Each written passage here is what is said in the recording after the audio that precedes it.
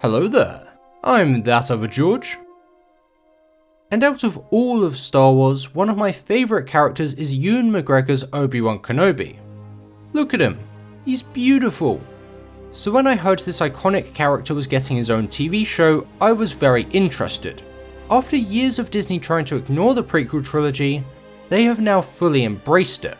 The prequels may not have been perfect, but this TV show will be about one of the best characters from those movies. It's not like that much can go wrong. Oh dear, that was certainly a disappointment. Well, I guess we may as well break down this series. So we're actually going to begin on a positive note, because this first episode is by far the best of the 6. It is consistent as a follow-up to Revenge of the Sith, as it presents us with some beautiful shots of Obi-Wan simply working, keeping a low profile, and sometimes seeing how Luke is doing from a distance. I completely believe that this is where Kenobi would be 10 years after Order 66. And there are some great character moments in here as well, like when a fellow colleague of his is being mistreated. Obi-Wan really wants to step in and help him out, but he knows he can't because it could result in him losing his job, or even worse, expose who he really is. This is also foreshadowed in the previous scene with the Inquisitors, which is a cool detail. Do you know the key to hunting Jedi, friend?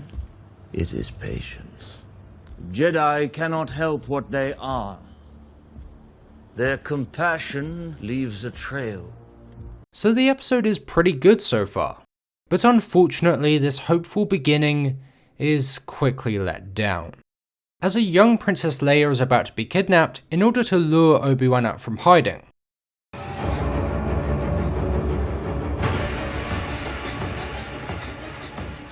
And following that, Bail Organa contacts Obi-Wan for help. She needs you, Obi-Wan. What about the Senate? We cannot let this become public. It would draw too much attention. Were you a guard then? Or a bounty hunter? Only you know how important she really is, Obi-Wan. This reasoning is very confusing to me. Bail essentially has unlimited amounts of money. That should be a pretty good motivator for your average bounty hunter. They do not need to know about her importance, and I doubt most bounty hunters would even want to know. But a much more serious writing issue here is that this decision is about to completely contradict A New Hope. Now let's see if we can't figure out what you are, my little friend. And where you come from. I saw part of the message. I seem to have found it. General Kenobi, years ago you served my father in the Clone Wars. Now he begs you to help him in his struggle against the Empire. I regret that I am unable to present my father's request to you in person. Help me, Obi-Wan Kenobi. You're my only hope. Does this message make it sound like Leia knows Obi-Wan? Because apparently he rescued her 9 years before this point, and they spoke and bonded a lot afterwards. Well, to me, her message in A New Hope sounds quite formal. Oh, but she had to be vague in case the message got intercepted. Yeah, okay. Oh, but she named her son Ben after Ben Kenobi. Yeah, okay. I feel that references from the original trilogy are more trustworthy than references from the sequel trilogy. A lot of modern Star Wars does not seem to understand the importance of continuity. Leia clearly didn't have any personal connection to Obi-Wan. When Obi-Wan meets his fate in A New Hope, Leia feels very sorry for Luke. But the death clearly did not directly affect her in the same way. If we were to believe the events in this show took place, then she would be even more upset than Luke. Leia and Obi-Wan are extremely important characters in this universe. Star Wars media, a lot like Marvel media, can be viewed in isolation. However, surely part of the appeal is that all the content interlinks within the shared universe. So when an appropriate crossover, team-up event or payoff happens, it can feel satisfying. However, in reverse, if something significantly alters our understanding of the world building and breaches continuity, this can have a ripple effect on how we view the previous properties, as they are now ruined. Obviously, you can still use your own headcanon.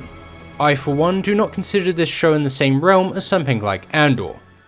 Speaking of, there are a few interesting concepts in this series. like when Kenobi is trying to get Leia back home, and they rely on a stranger to transport them to a certain location. Turns out this stranger is pro-Empire. Ooh, that's interesting.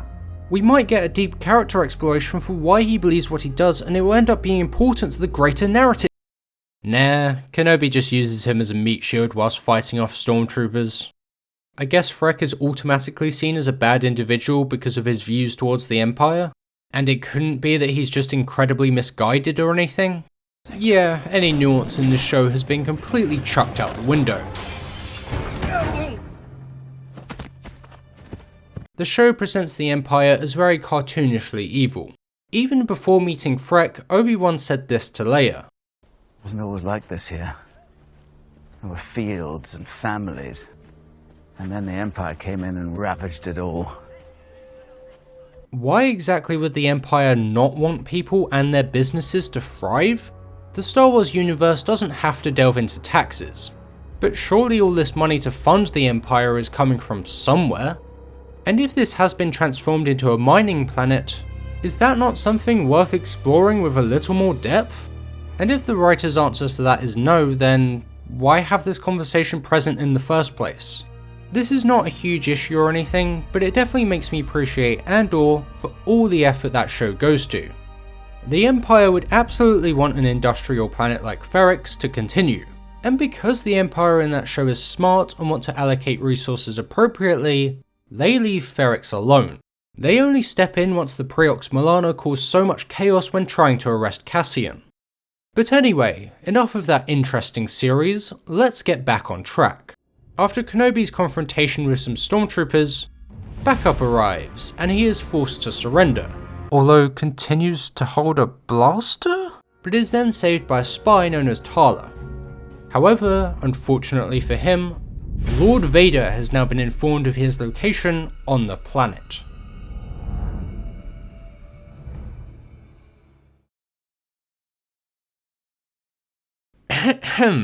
Now it's okay to have a show about Obi-Wan being hunted down by the Inquisitors and Darth Vader, but you can't actually have them meet face to face. That would mess with everything. In the same way that Walter White and Lalo Salamanca are both in Better Call Saul, but are never in the same room together because it would simply make no sense given the timeline. Lalo would have been a drug lord whilst Walter was still teaching high school chemistry. The idea of these two characters sharing a scene may sound really interesting, but it's an impossibility unless the writers are okay with contradicting things from Breaking Bad. Unfortunately, as we've already established, the writers behind this show do not seem to care for continuity. Just take a listen to how explicit this line from Vader is in A New Hope. I've been waiting for you, Obi-Wan. We meet again at last. The circle is now complete. When I left you, I was but the learner. Now I am the master. Yeah, I'm not sure this line really implies they had two lightsaber duels 9 years before this point, with Vader in his current form. So, oh well, continuity has been breached yet again, but at least we'll get a couple cool action scenes. Right? Oh no, can we really not even get that? The first lightsaber duel is honestly kind of embarrassing. It begins with Kenobi running away, which just looks hilarious. The choreography in the fight is a major downgrade from the prequels, and the location is just so dull for what is intended to be such an epic scene. On the other hand, the sequence on Mustafar is pretty good. The intense music, the energetic fight between Obi-Wan and Anakin, and the raging lava in the background makes this scene an unforgettable one. And then we have the lightsaber duel between Kenobi and Vader in A New Hope, which is much more simple. However, it achieves many things from a character perspective. Limited words are spoken here, but everything is made clear. You can't win, Darth.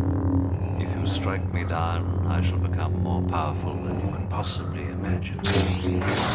Obi-Wan's sacrifice goes on to motivate Luke at the end of the film.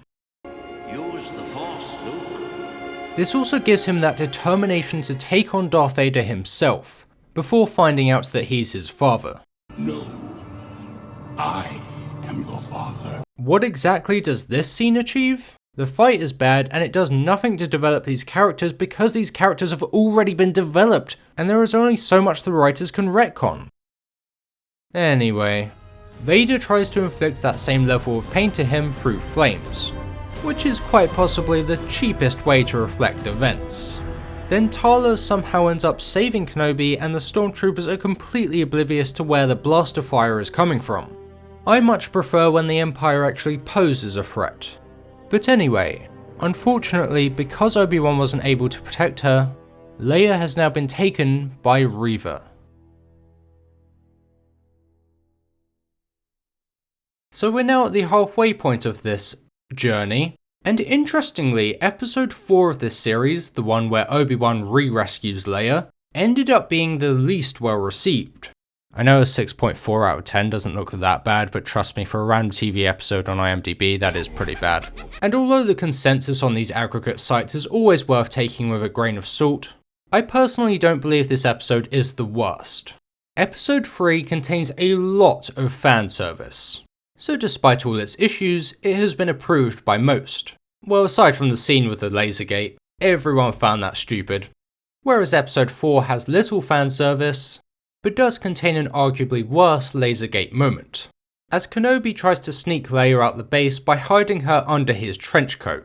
So he's walking along with 4 legs, and dozens of stormtroopers don't even realise it. It is a complete embarrassment of a scene, and I will not be defending this. But what damage does this do to the greater Star Wars universe? The previous episode retcons many things and contains many more issues. I don't believe everyone should be a media analyst or anything, but this moment alongside the bikes in the Book of Boba Fett demonstrate these silly little moments are disliked far more than the actual significant issues. And on the opposite side, the episodes containing the member berries are seen as masterpieces. I'm okay with people enjoying this content. My only concern is the message this sends to Disney. If someone asked me for my opinion on the Book of Boba Fett or Obi-Wan Kenobi, I would begin with how both those shows have ruined the characters they are about. These daft moments just pale by comparison. So Leia is of course saved in the end, but Reva quite cleverly puts a tracker inside her droid, and is therefore able to confront Kenobi at the Hidden Path's base. And after killing a bunch of them, including Tala, there is an incredibly strange moment where Obi-Wan decides to surrender. I guess he has more confidence now, because last time he tried speaking with Reva, it didn't go too well. But what we learnt from their previous conversation is that Reva has a certain grudge. The night of Order 66, you were a youngling. That's how you knew you saw him. Stop. Anakin killed the others. That's enough. He killed the other younglings. Enough! But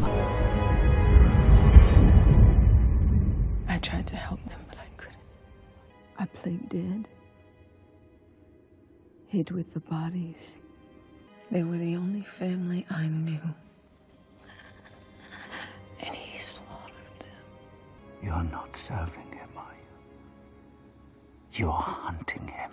So now it's clear that Reva wants to kill Vader. He's on his way. You're gonna die soon. You're not bringing him to me. I'm bringing him to you. It does make sense given the Order 66 flashbacks and everything, although this really needed to be developed a lot more.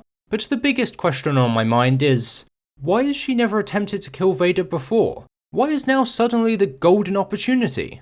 The vagueness aside, this scene is so badly executed. 2 stormtroopers proceed to pick Kenobi back up and take him inside despite the fact that he was just a prisoner surrounded by all of these troopers. Why would it be a good idea to take him closer to everyone who is inside the base? These other troopers must be pretty suspicious. It would almost seem like Reva is letting him get away. Remember in Andor when characters constantly questioned things to get down to the bottom of what was going on? Yeah, I like that. Kenobi then of course kills those 2 stormtroopers. And shortly after, Vader shows up and grabs a ship as it is taking off. I've already spoken a lot about continuity errors in this series, so I'm just going to put this visual from The Empire Strikes Back on screen. I'm sure you can fill in the rest. So this is another bizarre thing about this episode. The second ship, the one with everyone on board, I guess was just hiding behind the first one, but the layout is so terribly presented that it just doesn't look right. And I guess there was no attempt to force grab that second one for some reason. Vader and Reva proceed to have a lightsaber duel, which is on par with the others in this show. Vader then of course wins, and the episode ends with Reva finding Obi-Wan's holoprojector on the floor, which contains some vital information. He's found. If he's learned of the children, I'll end Tatooine. Owen, help the boy. Yeah, Bail, it might not have been a good idea to give out such specific information. It's strange that Princess Leia was so paranoid about her transmission being intercepted, to the point where she had to pretend she has no clue who Obi-Wan is. And yet Bail just carelessly gives out information about Luke. This series has ruined Obi-Wan Kenobi, Darth Vader, Princess Leia, and now even Bail Organa. Are you kidding me? Anyway, Reva obviously knows who Owen and the boy are since she randomly picked on him in the first episode. So we'll have to see how this all plays out in the finale. Darth Vader is continuing the chase, and Kenobi leads him down to a random planet in order to keep the Hidden Path group safe. Now I'm pretty sure the show wants us to believe that Obi-Wan has gone on some kind of arc where he wasn't able to use the Force and now he's about to be unstoppable with using the Force. Shame that arc was never explored or explained with any depth and didn't have any greater theme within the series. But alright, I guess it's all built up to this point. Yeah, the lightsaber duel is just as embarrassing as episode 3's. And speaking of that episode, it contained this line from Vader. You should have killed me when you had the chance. It is quite the statement, but in this confrontation, Kenobi is suddenly overpowered and comes out on top. And we get these lines. Anakin's gone. I am what remains. I'm sorry, Anakin. For all of it. You didn't kill Anakin Skywalker. I did. The same way, I will destroy you. And my friend is truly dead. So the confirmation is there. Things would have turned out better if Anakin had died on Mustafar. But now his friend is truly dead. So unlike last time, there shouldn't be too much hesitation. So what does he do? Goodbye, Darth. He walks away again. You have now written this character to make the same mistake twice. All you did here was copy and paste the ending of Revenge of the Sith, except in that movie his hesitancy made sense. Why would he hesitate here if he's already accepted that his friend is truly dead? And look, Obi-Wan keeping the information from Luke about Darth Vader being his father is very morally questionable. You told me Vader betrayed and murdered my father. Your father was seduced by the dark side of the Force. He ceased to be Anakin Skywalker and became Darth Vader. When that happened, the good man who was your father was destroyed. So what I told you was true, from a certain point of view. But now we know Kenobi, apparently, had the perfect chance to rectify his mistake but decided to wait 9 years, and just get Luke to do it for him. This makes him look so much worse. Anyway, in the other ridiculous fight, Reva is suddenly underpowered and isn't able to just kill Owen and Beru, but she proceeds to go after Luke. I'm not sure how this timeline works, but after his fight with Vader, Obi-Wan can sense something wrong with Luke, and manages to travel all the way over to Tatooine. I mean, even if it was the next planet along, does he really have enough time to get there? Ugh, whatever. In the end, Reva doesn't go through with killing an innocent child, because she is no Darth Vader. Kenobi then forgives her and she is now free. Wow, what a compelling story that was. The series ends with Obi-Wan saying goodbye to Leia. Never happened. He says hello there to Luke, and he even meets Qui-Gon. It is a bit confusing for why this show didn't dedicate more time to Obi-Wan communicating with Qui-Gon, especially as it was set up in Revenge of the Sith. There could have been some great character work between them, but instead it's simply a hollow cameo. Very much a missed opportunity.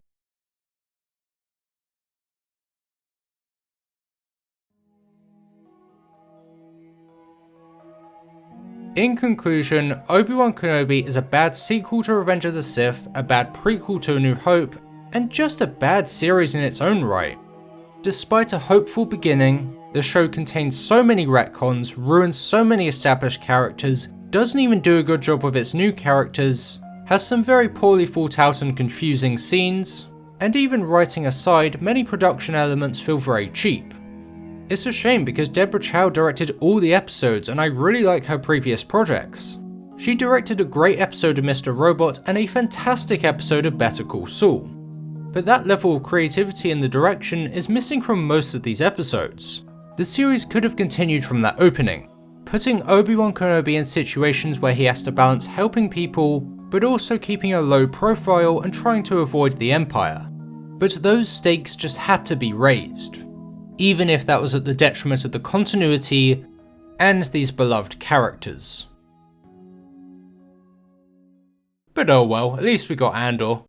I've been your host, That Other George, and thank you for watching.